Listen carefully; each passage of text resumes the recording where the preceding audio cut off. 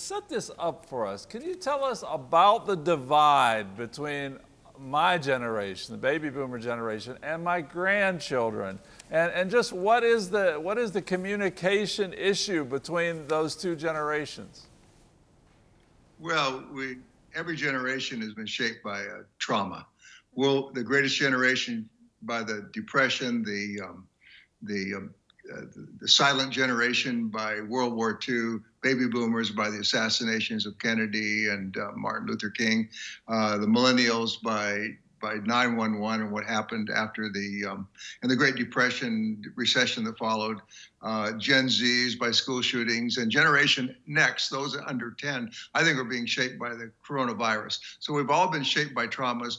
We all think differently. We all look at life differently in each generation. We have 6 generations who are occupying the same space on this planet. And so automatically you're going to have divides between the generations. One of the great divides today is the religious divide. Did you know that only 1 out of 5 high school kids in America has ever been to church in their life? 15 million declare themselves to be atheists.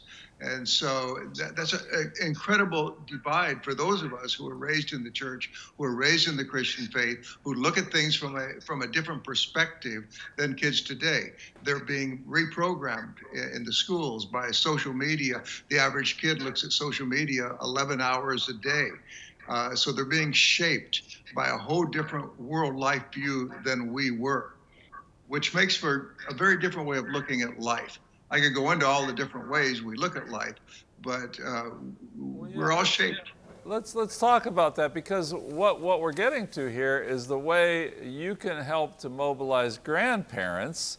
And mine are little. I have 3, but they're all 5 and under, and so they're little. So we haven't talked about some big issues yet. But yes, they do. You know, I am a hero to them. I am a person they love to have visit, and my wife as well. But so tell us, how do you mobilize grandparents to kind of speak into this situation? Well, first of all, we want grandparents to know we're in a war for our future. We have around 170 million people under the age of 40 in America. If separated out, it would be the 8th largest country in the world. Only 152 million of those don't know Jesus Christ as their Lord and Savior.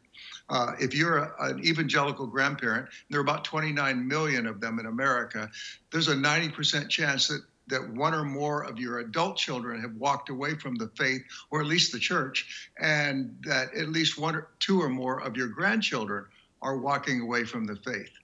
And I believe that everybody is raised with the faith of their parents. And frankly, it's not their faith. It's the faith of their parents. God has no grandchildren. He only has children. So you can't go through life with the faith of your parents. So every kid at one point or another is going to put their faith down. And then they're going to pick it up as their own faith. Every kid probably will spend some time moving toward the far country or in what Jesus called the far country.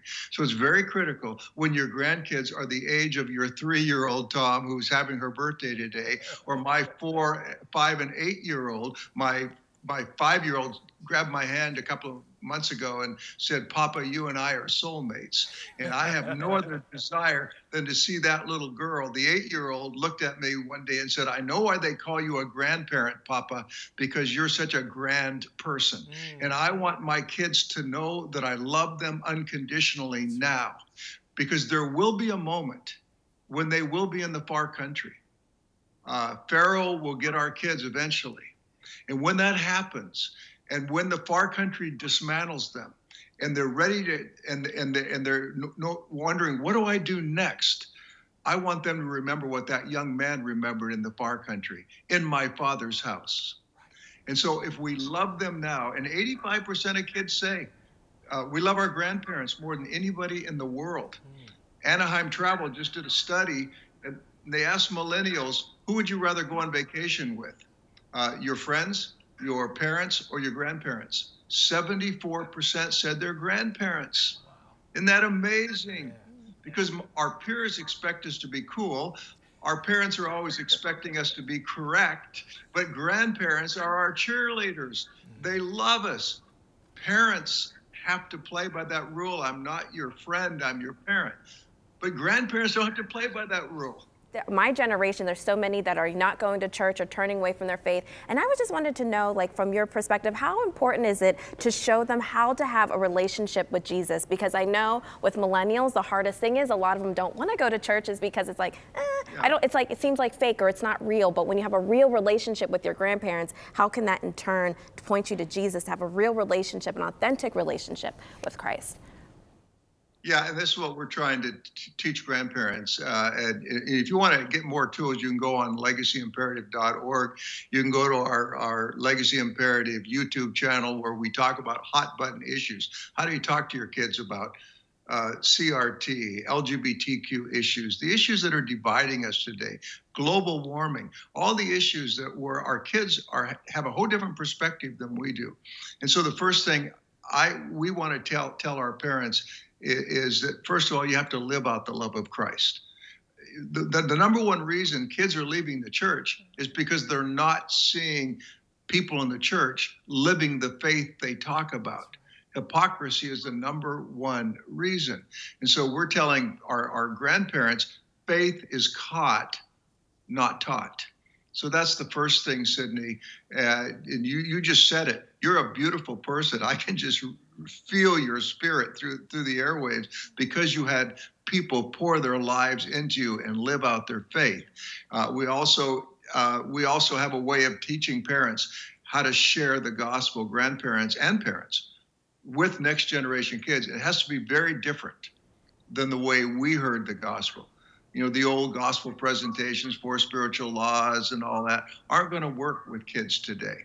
And so we do seminars where we teach grandparents how to share the gospel effectively. Do you know what the number one issue for kids today is?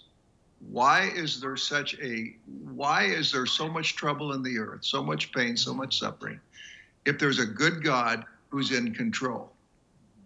And that's where we have to begin to share the gospel of why the world is messed up. It's not God's fault. It's sin. And how did it get this way? And how does Jesus want to take us in a different direction? But we have all that on our websites and all of that in our seminars that we do in churches across America. Bob, I know your thrust is primarily to grandparents, but to parents that would be watching in this program, how important is it, and what sort of encouragement do we need to give to them that as you're teaching your children, that will be the best legacy that they will teach your grandchildren, their children? Yeah, one of the things that we do in our seminar, is we want to make a real distinction between coach and cheerleader. Grandparents are the cheerleaders. They already had their chance at coaching their kids. They're not called to coach their adult children or their grandchildren any longer. Parents are coaches. And we want to really encourage parents that's on the short term. It's not an easy job. It was Will Durant, the great philosopher, who said, we get our children as barbarians, and we have about 18 years to civilize the savages. And so the role of the parent is to be a coach, to teach, rebuke, love. But we're never going to show unconditional love. It's the hardest thing for parents to do, because I was in athletics, as maybe you were. I never fumbled the football or dropped a pass that I came to the sideline and the coach said, no matter what you just did, I love you unconditionally. It's okay. That's not the job of a coach. A job of a coach is to mold young men and women to be effective on the field and in life. The role of a cheerleader is when they drop the football to say, that's okay, you'll pick it up again, or that's okay, you're going to win in the next quarter. You know, that's the job of the cheerleader. We love you anyway. That's why I always preferred hanging out with cheerleaders when I was young and not coaches. And that's why our kids want to hang out with their grandparents. So I say to parents, just keep at the job. Just keep working with your kids. They're not going to like you sometimes. They're going to be disappointed. They're going to be discouraged. And you have to hold to teaching the values that you believe they need to grow up with. That's your job. You're the coach.